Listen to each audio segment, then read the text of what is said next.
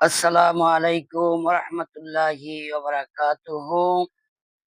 সম্মানিত হাজিরিন, বিশেষ করে আমার মসজিদের সকল মুসল্লি ভাইয়েরা এবং ঈদগাহ মাঠের সকল মুসল্লি ভাইয়েরা, কমিটির সদস্যবৃন্দ ও মুসলিমাত ভাই বোনেরা, আত্মীয় স্বজন, দেশি বিদেশি সকল বন্ধু বান্ধব, এদের সকলকে আন্তরিক মোবারকবাদ এবং শুভেচ্ছা। পবিত্র ঈদুল আজহার। আল্লাহ রাব্বুল আলামিন আজকের এই দিনে, জিয়াফতের দিন, সকলকে শান্তি দান করুক, সকলের দোয়া মঞ্জুর করুক এবং সকলের গুনাহ মাফ করে মাসুম হিসেবে আল্লাহ মঞ্জুর করুক।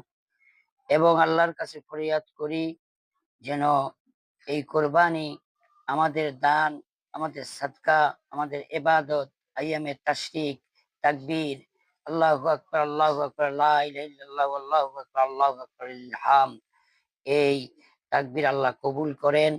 আল্লাহ নবী মুহাম্মদ রাসূলুল্লাহ সাল্লাল্লাহু আলাইহি ওয়াসাল্লামের উসিলায় আমাদের সকলকে মঞ্জুর করেন, আমিন।